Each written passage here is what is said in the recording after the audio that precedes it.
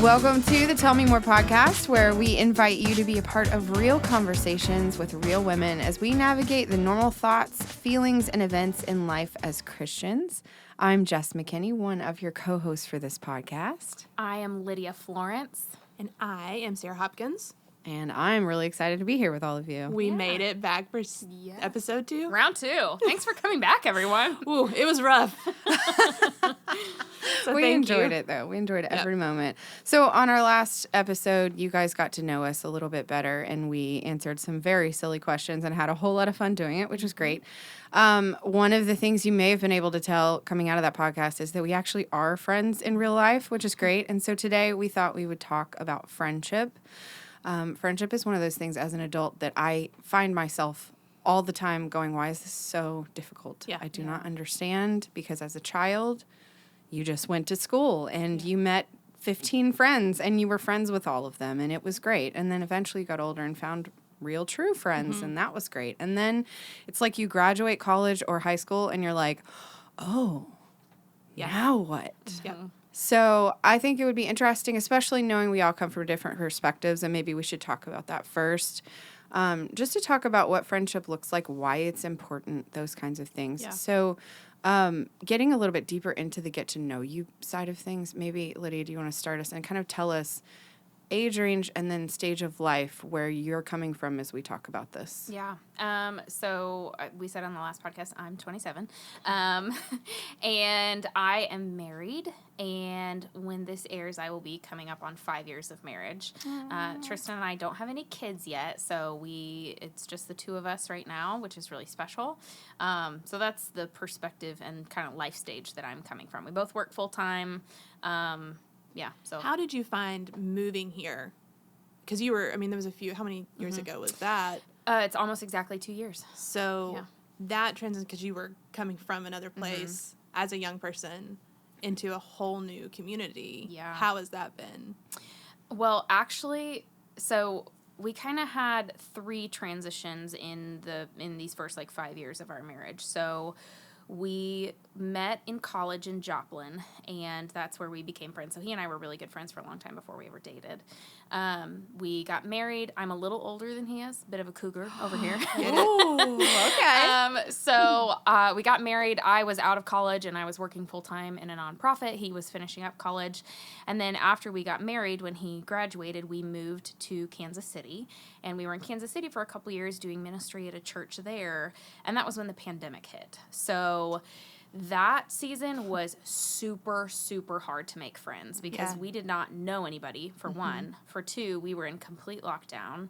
And it was tough in Kansas City. And we happened to be at a church that was a church plant. And so we were meeting in school buildings. And so there was an added layer of lockdown because even when other churches were able to regather in their facilities, we didn't have a facility. Right. And in schools, they were a lot stricter, understandably. And so our church met online for a full year, and it was super, super hard. And so we were very lonely. And there were some really good people there that cared about us and loved us. But in our second year there, we just kind of started praying about what the Lord was leading us to, and Tristan had a big career change. And so ultimately we felt like God was asking us to come to Kentucky because that's where his family is, and we'd never gotten to live close to his family. And his family had gone through a lot of changes in the last few years while he was at college, and so we started to plan on moving here having no jobs, having no prospects really, and the Lord just opened a lot of doors for us to come here. And in the process, I got this job at Southland, and he's now on with the Lexington Fire Department. But making friends here has actually been so much easier. And I feel like it's been one of God's greatest blessings to us that I get to work in a place where I kind of have this spectrum of friendships at work where, both of you are in different life stages than me. So I've gotten to glean wisdom from friendships from people who are older. But then also actually have a lot of peer age people here, which I haven't had since college. And so that's been a huge gift. But one of the hard things I would say, beyond just me, when I think of the picture of Tristan and I as a couple, has been figuring out how to make friends as a couple. Yeah. That's tricky, because we are in separate work environments through the week, and obviously we both, like, Southland is my place of worship, not just my place of work, so this is our church too. But me being on staff kind of adds another level of, there's just some tricky things to figure out between staff people and connecting with, other people who just attend the church and our members here, and trying to figure out what our relationships are. And then with his work, and also with his family, figuring out how to be friends with other couples where we both connect with both of the other people is hard, because sometimes it'll be like, he's really good friends with a guy, but I don't really know the wife, or I don't feel super connected to her, or vice versa. And so I don't really feel like we've unlocked the secret of that, but I will say there's a few couples that are older than us that we've started to get to know, and then there's one couple that really have become our closest friends here.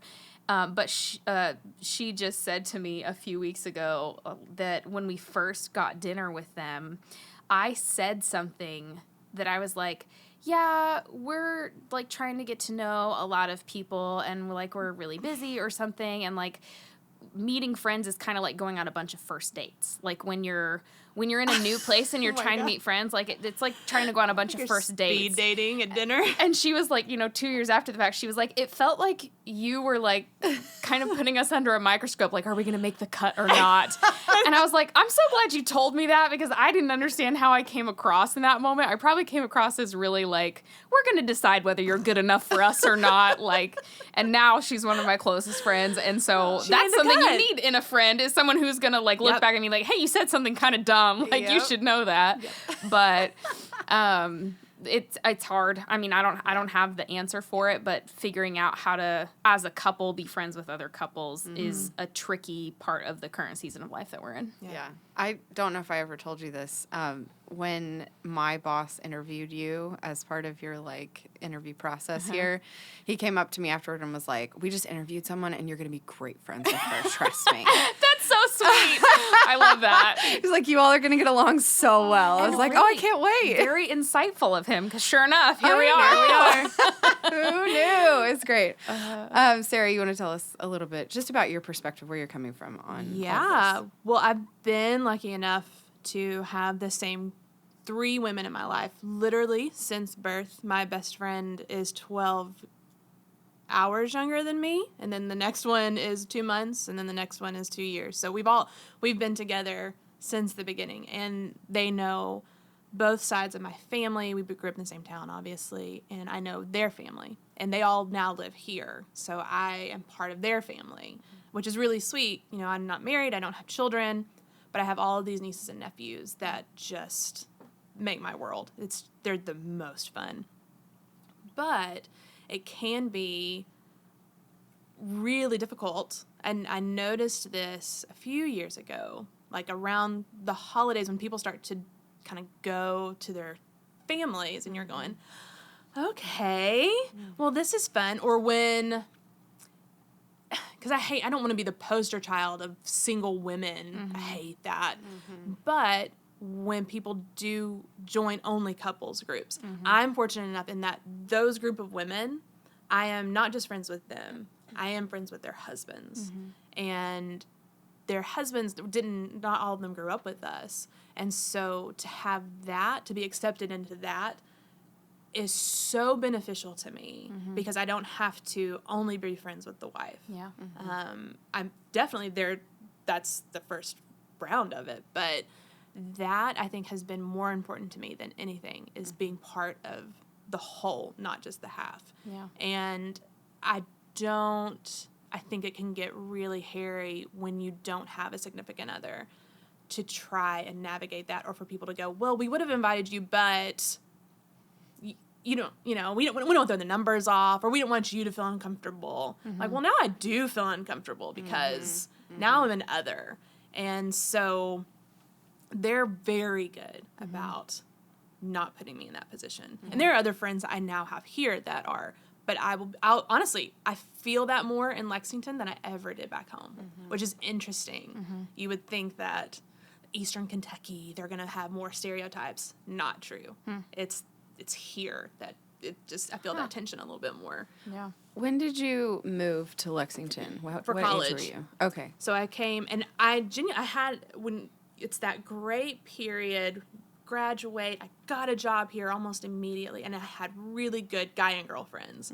But what happens really soon after that, in that 25 to 30 range, is people start peeling off, and life changes. And those people that you thought were going to be your friends, sitcom friends, don't stick around, or they just, they're gone. And so how do you navigate that?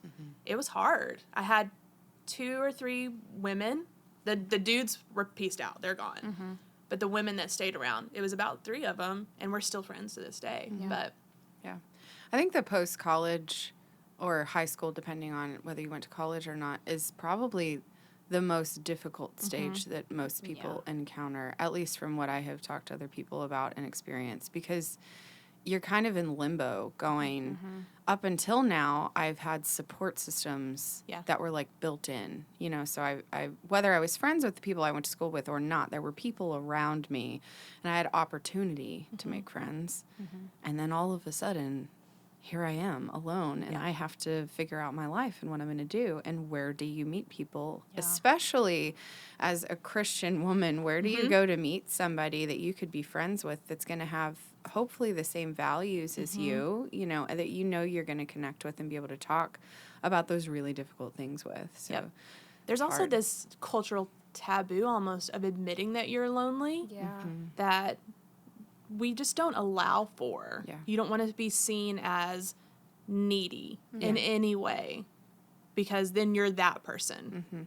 And no one wants to be that person. And so we just don't tell people, and we isolate, and I think that's one of the biggest tools the enemy uses. Oh, absolutely. Well, and we tell ourselves that, like, we're a burden. Like, I think when I felt lonely, that is probably the number one thing that has kept me from reaching out to people is I don't want to be a burden on somebody, when literally, like, Galatians 6 says we are supposed to carry each other's burdens. Like, that's the whole thing, Like, and it's not, I mean, friendship isn't, like, always burdensome. There are all those other wonderful parts of friendship, but that is a part of it. And it's, like, we have to, I think, remove the lie that Satan wants to plant in our mind that we're a burden because we're lonely. Absolutely. And even have those relationships where they'd look at you and go, you are being a little burdensome. Like, you're not facing this. And you're coming to me with the same issues. This is becoming too much. Those are fun. But they can be honest. Those are the best friends. I think the people in my life who I'm looking back at stages, I've had seasons more, I guess, because I feel like in a very short span of time, my life changed over and over. Not in bad ways, just, I was in school and I graduated high school, and then I moved away for college and met a bunch of new friends. Of course, I'm an extrovert, and so it's like I'm not going to hang back and assess. I'm just like, hello, everyone. How are you? I want to be your friend, which can be really annoying, and I am aware of that, I promise. But I made friends in college, and that was fun. But then when I moved back to Lexington, it became long-distance friendships, and most of those did not work out for whatever reason, which is fine. And honestly, looking back, some of that was probably the Lord, because we did not hold even remotely close to the same values, and I had been around people enough to know I'm not gonna do well. I'm gonna go down a wrong path if we go too much further. So it was good that he brought me back to Kentucky. And then Chuck and I, we had known each other just through work for a little bit, as we talked about last time with our Chick-fil-A meeting. But we got married young. So I was 20 when we got married. So I kind of went from, hey, I've graduated, and I had a year where I went and did college and had college friends, and then all of a sudden I'm now in a severe minority being a 20-year-old who is married, and what does that look like, and how do you make friends? Because I was still in college at the time. Everyone that I knew in college and became friends with was single and was doing their own thing and had no responsibilities.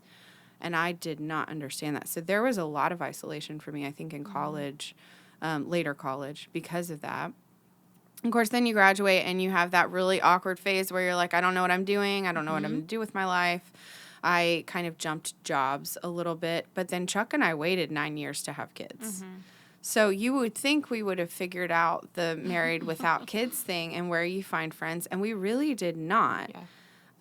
So I'm not sure I'm going to be able to offer any great advice as far as that's concerned. But then we had kids. And so now we have 2 children, 2 little girls. One's almost 9 and one's 5. And making friends during this season a lot of times tends to revolve around your kids, which is good and bad.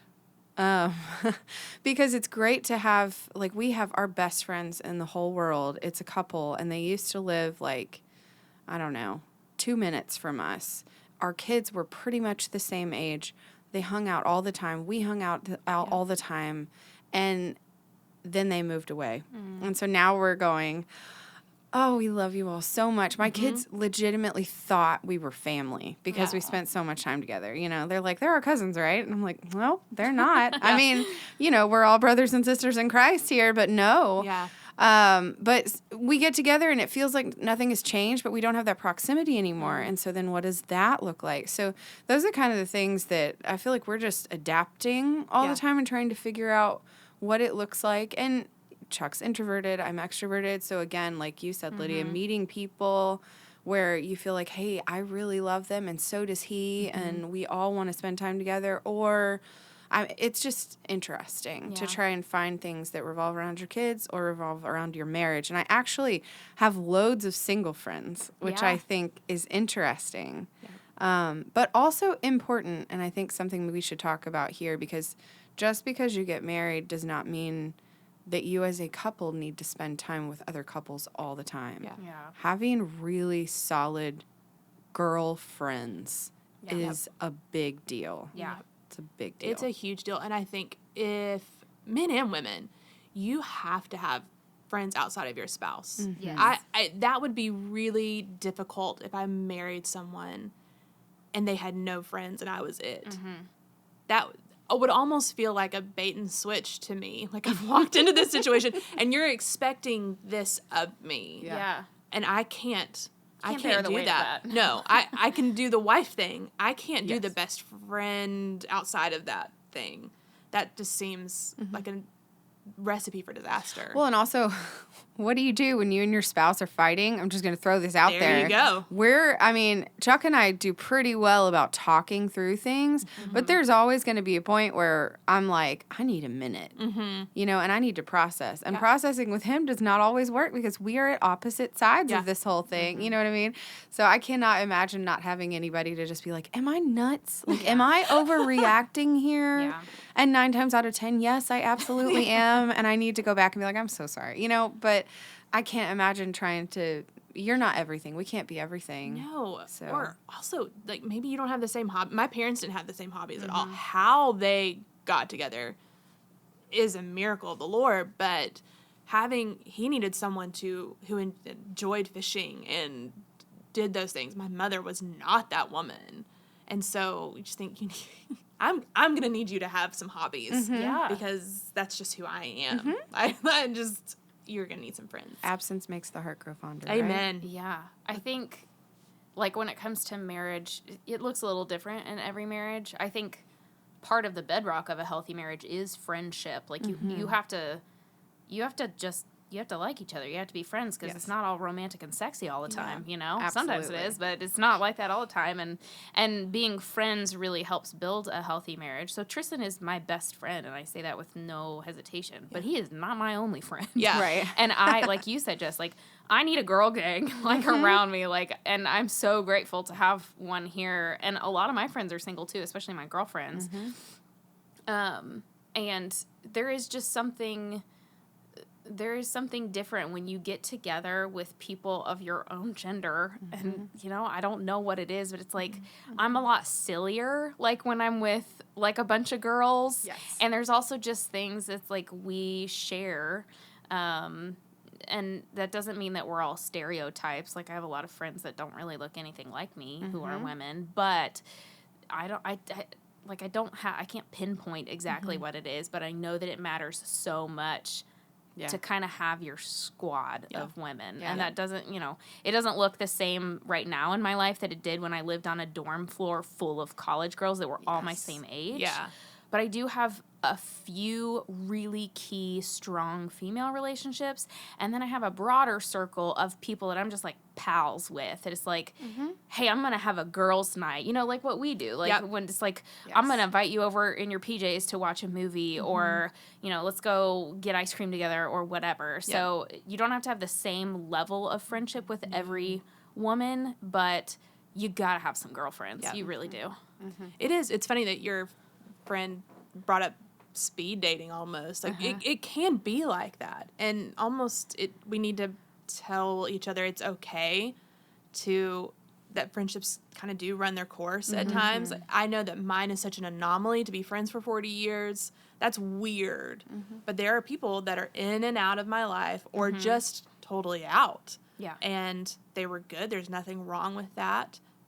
Let it be out. Like, just let it be done and don't. Yeah, I was just reflecting on that the other day because I had a few girls in high school that I was really close to, and most of them I don't really keep up with anymore. And there's a part of me that's really sad about that. But the way that I was kind of approaching it and, spending time with the Lord about it was thinking, like, I can be grateful for the role that they played in my life at that time, even though, we talked about proximity a little bit. That has so much to do with friendship. I live 600 miles from where I grew up, and so it's not realistic for the most part for me to always be keeping up with them in the same way. Yeah. But I'm so grateful for the role that they played in my life and the friendship that I had with them. And just because I don't keep in touch with them, it doesn't mean that I don't love them anymore. But like you have to accept when it's time to move on or find a new circle of friends. Because I think we all do need people who are friends that we're close to. And then our capacity to maintain strong friendships with people who are not in proximity to us, for me at least, is not very large. I have I probably have 3 girls, besides like my family and my sisters. I probably have 3 girls, they were the bridesmaids in my wedding, that are my closest, like, best friends. And none of them live close to me. But that's like the cap of the friendships that I can maintain at a distance. One of them is a missionary in Japan, and she's one of my very, very best friends, but we don't live close to each other. We are literally on opposite sides of the world, opposite time zones, and so maintaining a friendship from a distance takes way more work than it does when I'm bumping into you at the office every day. Right. Yep. And so our capacity to maintain long distance friendships, I don't think is as great as our ability to maintain those that are just close to us in proximity. Yeah, I agree. I also think it's interesting, though, because when you find friends who are so close to you, even when they do move away, it doesn't feel like it when you end up talking. So thinking about my friend Amanda, we maybe talk once every 3 months. And honestly, we do like the voice text thing, which I know some people have a hate relationship with. I love it, but I don't know. But we'll just send those back and forth to each other as we can, because the likelihood between both of our jobs and our children and our spouses and the relationships we have outside of it and all of the hobbies and all of those things, you add all of them together, the likelihood that our schedules are going to work out where we can sit down and have a phone conversation or FaceTime for an hour or two, it's probably not going to happen. Yeah. But for us, that's enough because we established that strong friendship early on.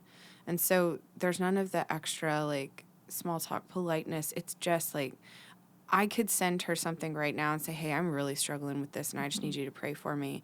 And there would be no, oh, well, hey, how you doing? It would be like, yes, absolutely. I'm hitting my knees right now. That's the mark, I think, of that real, true friendship that we all seek, at least. And is really difficult to find, honestly, because there are no strings attached at all. It's just like a gift the Lord has given you. What do you think? I'm thinking about realistic expectations then that you're bringing into that relationship of knowing that she is 600 miles away or, however, I don't know where Amanda lives, but far away, and going, I know that she would do this, but if she can't meet me in that moment, there's grace from your end Yes. to let her off the hook, essentially.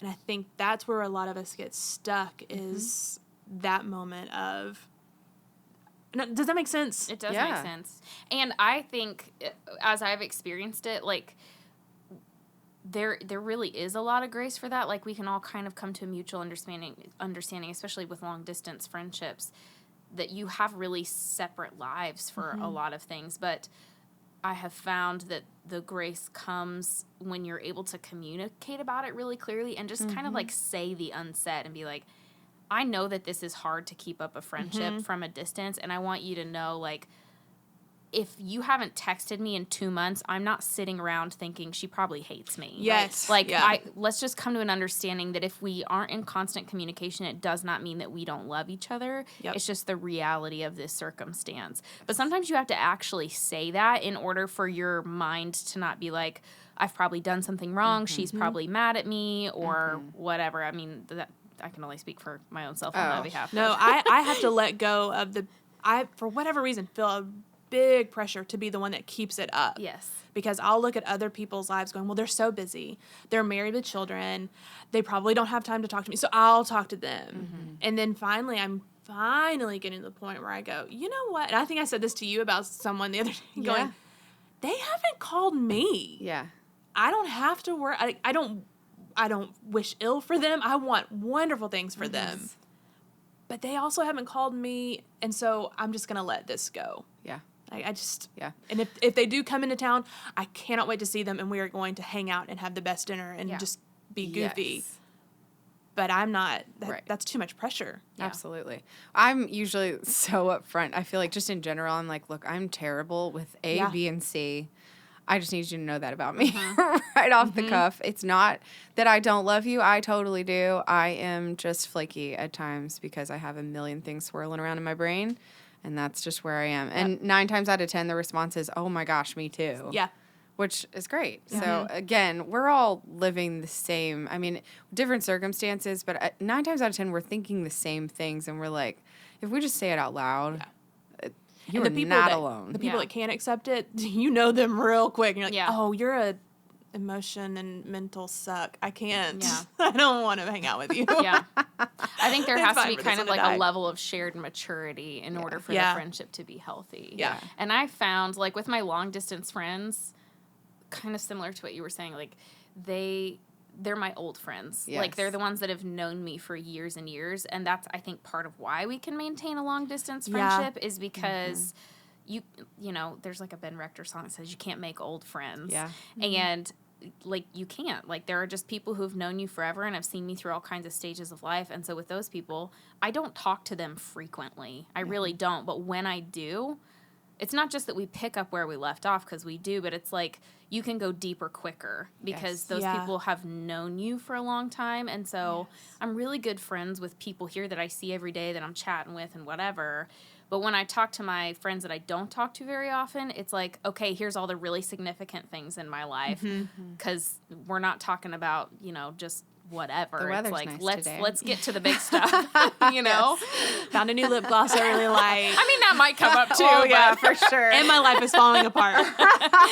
No, I started the conversation with, this happened just a few months ago. I called Emily and was like, well, all hell has broken loose. And then I called Laura and Betsy and said, all hell has broken loose. Okay. Yeah. Yes. That's amazing. Okay, so we've talked long distance relationships, but especially in proximity now, thinking about who your closest friends are in your life stage right now, what is it about those relationships or people that either drew you to go, hey, there's something here? Like, what is it that defines a really close relationship? And that could be multiple things. It may be different for every person, but just thinking as somebody who's going out and maybe they're married or maybe they're single or maybe they have kids and they're like, man, I really desire deep friendship. What is it that you have found or are looking for to make those relationships what they are? This is going to sound very preacher of me, so forgive me for alliterating, can't but wait. it's just the way my brain works. That's why we love you. Trust and truth. Those are the two Ooh. things. So trust being like, you know, I said there has to be a shared level of maturity. I think that's true for a lot of deep relationships. And we need people that are older and wiser, and we need people younger that we're pouring into. But for especially peer relationships that are deep, you have to have a level of trust between the two of you that's like, I know this person has got my back. I know that they're not going to speak ill of me. They're not going to go tell my stuff to other people. And, trust is a choice that you have to make. It really is. Like, it's not just a feeling. It is a choice. But you have to be discerning about who is trustworthy. Yes. So you get to choose whether or not you trust somebody based on how they behave, based on what they show you of their character. So trust, I think, is the big one. And then truth is the other one. And that comes in two forms, being that I need friends to speak truth to me when my mind is believing lies, who will encourage me and point me to Jesus consistently. And I also need them to speak truth to me when I am being a big old dum-dum, because I do that. And so I need the encouragement and the admonishment, but I can't hear that from somebody that I don't trust. Right. If somebody is, saying that to me who doesn't really know me or that I don't really trust, that's going to be chaff in the wind. I'm going to let it go, and it's not going to mean much. But when it comes from, what is that verse that says, like, it's like talking about kisses of the enemy and wounds of a friend. What is that one? Yes. I should have looked it up before I came. It's like, I don't remember what it is, but the whole, look it up, Jess, real quick. I think it's probably in Proverbs. You're the one who had to memorize scripture. I have a Bible school. college degree. Come on, Lydia. But They don't make you do that at UK. But Oh, I found it. yeah, what is it? Proverbs 27:6. Faithful are the wounds of a friend. Yeah. Profuse are the kisses of an enemy. Yes, faithful are the wounds of a friend. My friends can wound me, and it will be a good thing, because if they're my friend, I know that I might need to be brought down a notch. I know that I might need someone to say, hey, you're not walking in righteousness, or you're not, like, this is something that I see that Satan has a foothold in your life. And then the other side of that is I need them to speak love and encouragement to me when I am down or believing lies or just falling apart. So trust and truth. And sorry. Oh, sorry. We're still figuring this out. I do think it's important to know, in order to get to the point where they can speak truth to you, there's a lot of work that goes before that. And I do think that it can be easy to go, I see people with these friendships and they're strong and I want that. And you think it will be immediate. It is not, unless you're just willing to go, hey, okay, you say How whatever. can you trust that? I know. That makes me. I know. Oh, so it's sort of earned. Yeah. Both ways though. Yes. Not just on the part of the person that you want to be friends with, but also for yourself. You have to earn that with them. But I think that takes a lot of work, and so you do have to be willing to put yourself out there a little bit. And I think that's important to piggyback off what you're saying, because it won't be that way immediately. But the Lord will be faithful to provide those people. Yes. And there's a gift in longevity. I think what you see a lot, especially within the church, is people go, well, that's not giving me what I want or what I think I need, so I'm just going to move on. And then they look back 20 years, and let's say they've hopped from church family to church family to church family, and then going, well, we just don't have any deep relationships. Well, yeah, you've been here, there, and everywhere because you just bail. And when you can't have those hard conversations or when you can't go through those things, you're not going to have a deep and lasting relationship because you haven't earned it. And not every person, I think my friend Ruth is my truth teller. All of my friends will tell me the truth. She will do it in a way that is resetting, if like a dislocated shoulder. It's gonna hurt, but it's gonna be for your healing. And I will call her and say, this is what I'm feeling, and I hate when I have feelings because they just mess with my brain. And she's very good at saying, this is what the Bible says, so walk in this. That is such an important distinction of, like, truth towards healing, because I think that there are sometimes women, and I've probably been guilty of this too, who are like, I'm going to tell you the truth, or I'm going to speak truth to you, and they just want to be mean. Or they want to feel powerful, or I've probably done that. It's like, well, let me tell you how you're being a jerk, or whatever, or let me tell you all the stupid stuff you've done. And it's not done out of the right posture, not done out of the right humility, not done out of trust or whatever. And so there is a real difference in someone who's telling you the truth because they want to cut you down, and someone who's telling you the truth because they want to see you well and because they want you to be more like Jesus. Do you know, I've looked, because I love the truth. It's my weapon of choice. And I've searched scripture, and not once does it give you the option of telling the truth before you're being graceful. Yeah. I have looked. I was like, no, surely it's in there, truth and grace. It's never that way. It's always grace with truth, always. Yes. Just sometimes real frustrating. Yeah. Well, yeah, I get that. I know. It would be nice if we were all perfect. Unfortunately, none of us are and won't be until we reach heaven. But I'm thinking through just conversations that I've had with my husband and other people in my life who have not honestly had the greatest experience with friendships in the past. You know, maybe they've been hurt by something or someone and are trying to figure out how do I find community without getting burned. Yeah. Because I've been burned. And one of the things that we've just talked about is at some point you just have to make a decision to go, okay, I'm trusting the Lord with it, and I've been prayerful over it, and He's going to bring the right people in, and He knows my heart, and I have to trust Him because I know that He's good, and He's got a purpose. It's not easy. It's so hard, but it's worth it. And I think if there's anybody listening who is in that boat, that's just kind of what I want to make sure is heard. It is worth it to have people in your life. Yeah. And the Lord will provide them to you, especially if you are prayerful over that. Yeah. There's something about the image. I mean, when you look at Genesis, it says we are made in the image of God.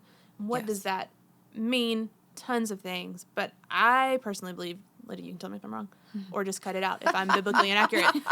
But part of that is God is a relational God in that it is Father, Son, and Holy Spirit. They work completely together. And so part of that is He put in us that, the goodness of that, and the longing for that. And things just don't work well without it. Yeah. Yeah. It just doesn't. And it can't, because in creation, that is how we are created. And so just biblically speaking, you see it throughout Scripture. Yeah. Even with Jesus, how important it was. Yes, those guys were His disciples, but they were also His friends. They weren't just His little minions. Yes. He put up with a lot. Yeah. And I think they probably did too. I mean, here you've got this friend that you're following, Right. going, hey, you're going to lose everything. Let's go. Yeah. And, they had to, He's Messiah, but also, do you enjoy spending time with Him? Yeah, and you think about His relationship with His mother, too. Yeah. I mean, relationships are very important. Very. I mean, That's something we should talk about sometime, is relationship with parents. Put a pin in that. All right. Marking it for next time. You are theologically sound. Glad Thank you. to tell you. Thank you.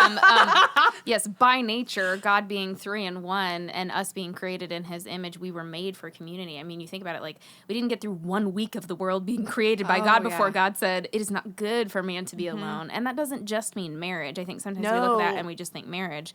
But it's community. It's people. It's not good for man to be alone. And as much as we might love our pets or dogs or whatever, Right. the Lord looked at all the animals with Adam and He realized this is not suitable enough. Yes. Like, He needs another person and we need more people. And so it is true to our nature and we can't fight that. But I think, like, to what you were saying, Jess, one of the distinctions of being past the point of school age probably is that as adults it takes some effort. Yeah. And it is not a silly thing to pray about. So No. if you feel lonely, take that to the Lord and say, Lord, I need some friends. Because believe it or not, God wants you to have friends. But 2, also probably don't expect that God's just going to, like, drop somebody at your front door. He might. I'm not saying He won't. It could happen. But I am saying it does take some effort on our parts as adults to be like, I'm just going to awkwardly put myself out there and kind of say, I'm have done it before where I'm new somewhere and I just meet somebody. I'm like, hey, can we go to lunch? Or like, can I get your number and let's just whatever. Yes. Because you sometimes it's a little uncomfortable at first, but you have to put yourself out there. You have to make a little bit of effort, and it's trial and error. Yeah. To find who is potential to be really close friends.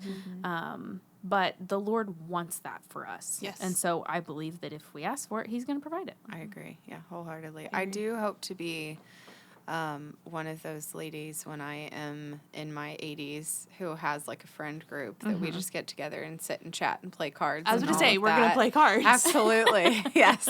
I really want that. I saw my want that. grandparents do that. I saw so many people in my life that I've seen get older and they still have friends. Like my grandmother she had this best friend, and they would just go shopping randomly. And 9 times out of 10, they bought nothing.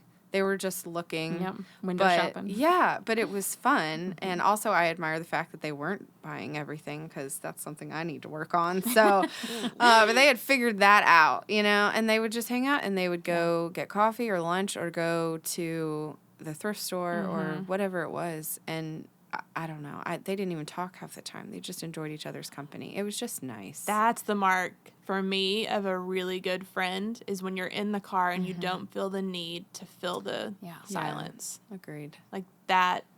And it takes a long time to get there. But it's a turning point in the relationship. It is. I think it's like an indicator of like, oh, we just sat in silence for an hour and we were both just happy to be in each other's presence. Yeah. Yes. It's great. It does take a long time. Yeah. That doesn't happen overnight. And it's having those, being willing to have hard conversations when needed and to receive them. If someone's telling you something about yourself, listen and then ask the Lord if it's true. And if it is, take it. Absolutely. Because they're wounding you with good intentions. Yes. I was going to say the intention is what really matters. It's their heart and they care about you. Yeah. And see it through. Absolutely. Oh, Yeah. quit So bailing. practical next steps. I'm always kind of thinking about this because again, we're hopefully having people listen who are through all of these different walks of life and beyond. So what are ways, if you're seeking friendship, praying is one, pray diligently for the Lord to bring people in your life, but any other things you can think of that would help as we're trying to encourage people to find biblical community? I think serving, and not just in the church, in anywhere you can get plugged in to do something for your community, for your neighborhood, you're going to find relationships. And it's mostly within things that you have a shared value of. Yeah. So even if it's at the library or, I don't know, taking care of kids, whatever that is, it takes work and it's way more fun to isolate in my house. But those are the things that you kind of have to put yourself out and know that it's going to take some time. But I don't know, getting out there, which is the worst phrase out ever. My mom used to tell me, you just need to get out there more. I get that. However, you're right, because commonalities, like things that we share, especially something that we can experience with other people, is probably the fastest way for good conversations to start and to really get to know people, because you're like, oh, okay, I already know we have this in common. Right. And the safety of the church, but the goodness of the church in that is that you have that Jesus connection, hopefully, that should help a little bit. But that's not necessarily always the case. And so it can be, we used to do groups based on your shared likes. I don't know. I never did one of those, but sorry, groups. That's how Amanda and I met, though. I do think if we want a success story, my best friend in the whole world, that's how we met. It was totally blind. And then we were like, oh, we both love music. Oh, we both love this. Oh, we both have 2 kids. Oh, we both have, it just kept ballooning. Yeah. So, but we got to know each other through not a couples group, but it was mostly couples and then me and one other guy. Yeah. And that group was wonderful. And I'd never done a group before because I just thought, I can't. Because I'd done all the Southland single whatever groups, and I'm not doing that. And I was done. And so we did that one, and it was wonderful. Yeah. But then even it ran its course. Yeah, people moved away. Yeah, and it's done. Yeah. So you just kind of go, oh. But look what the Lord brought out of it. I know. I was going to say, but now we're great friends. And honestly, we have pulled other people into like, hey, let's play cards. Yeah. To go like, hey, all right, let's, we really loved what we had. Let's see if we can. Should we tell bring people other that we started by into it. watching The Bachelor? No. I'm morally opposed to The Bachelor. You should be. Agree That's my hot take. wholeheartedly. But it was men and women, so that's what was fascinating. The men were more entertained than the women, more. probably. Way more. But that's how that We group do started. not recommend The Bachelor. No. The group then was birthed out of watching That's that true. show. That's that true. should be. I can We got to understand like Jesus. the aspect of like the entertainment of it, and like I know people sometimes will even get together for watch parties or like live tweet it, but it like makes me cringe. I know. Yeah. I'm with you. It's the worst, especially for women. You're the They're real worst. people. This isn't They just are. a TV show. Like these are real people. Yeah, and it's hard to see them that way when they act so crazy. Well, and when they edit their worst moments together Yeah. and then try to make it reality. You just want to pull them aside and say, "Sis, this isn't it." I know. To be fair, that group did eventually get to where we were listening to podcasts and not Like evaluating, doing but just like dinner. having dinner and chatting about them. That's Yeah, cool. And I thought that was it kinda became neat. about Jesus, but it was Yes. birthed out of. The Lord can do miraculous things. He made it something out of nothing, everything out of nothing. So I think thinking about like practical next steps, there's two things that I think of. One is I'm going to steal a phrase from our young adults ministry, which is you got to push through the awkward to get to the awesome. yeah, So when you're making friends for the first time, you just kind of have to embrace that there's going to be some weird moments at the beginning, or putting yourself out there, like you said, it's like it's uncomfortable and you kind of hate to do it, but you have to start somewhere. But if you can push through that, a lot of times what comes out of the other side is something great. Yeah. So you got to push through the awkward to get to the awesome. And then the other part I would say is just like check your expectations a little bit. Yeah. Like if I've had it before where I've had gals, ask if I want to go get coffee or something, and I am always happy to do that because I love to connect with people. But sometimes I get the feeling that there's an expectation that I'm going to be their new best friend. And like I said, we all kind of have a capacity. And so sometimes, you got to sense what the Holy Spirit is telling you. Sometimes it is you need to dive deeper in relationship with this person. But sometimes it is kind of being able to keep each friendship in its proper place. Yeah. Not everybody can be your best friend. Yes. No. So you have to go in with realistic expectations and be open to whatever the Lord wants to do. Because what may happen is that he does cultivate a super close friendship, but what may happen is you've just added another gal to your, repertoire of people that you care about and that you get to cheer on or pray for, but might not be your best buddy for all eternity. Right. Sure. And so I think just going in with open hands to whatever the Lord wants to cultivate in a friendship and keeping your expectations realistic, especially if you are friends with someone from a different life stage. Like I know that my friends who have kids, they don't have the capacity to hang out with me as much as they did. And that doesn't mean they don't love me less, but my expectations have to be realistic. Yeah. And so there are things like that I think we want to be gracious towards in the way that we're friends with other women is keeping our expectations real. And be on the lookout for the lonely. Yes. If you're in a really good, healthy spot, make sure that the people around you that the Lord is putting in front of you know about them and invite them in. Yeah. Yeah, I think it's also important to know that, yes, not everyone has to be your closest friend, but also having people who are more than just acquaintances, they're friends, but maybe they're not somebody that you're going to like spill your guts to, is also really good Yeah. and really healthy. Yes. And those are some of the most fun times, Yes. honestly, because you get a big group of people and you're just having a blast and you can be stupid or whatever it is. And sometimes great conversations come out of those. And sometimes they don't. No. And that's okay because you had fun and the Lord created fun and he wants that for us too. Yes. So I think all of that is really important to consider. We don't have the answer to everything, but I do think it's valuable just to know like, hey, here's our lives. Here's what we've seen happen. And important to know that God created community for a reason and he loves us and he wants what's best for us. That's Yes. really what it all comes down to. So He invented it. It is him. He is community. Yeah. Yeah. This was his idea, not Yeah. ours. We didn't know. do this. and we are happy to oblige Yeah. because we love Yeah. we love I people. have one other thought that just came to mind, which is like there's been women that I'm friends with now or that I've made friends with in my adult years that we've like talked about our past and laughed and been like, we never would have been friends in high school. Yeah. But Yes. I think also there's something to be said for like when you're an adult, like you gotta let some of that dumb kid school stuff, clicky, whatever things go and don't assume off the bat, I know I can be judgmental, so I'll speak for myself here. And I don't think that's just a woman thing. I think that's a people thing. yeah, for sure. But sometimes I'll look at someone and I'm like, I'm not going to be friends with them. We don't have any shared interests. Like, we're so different.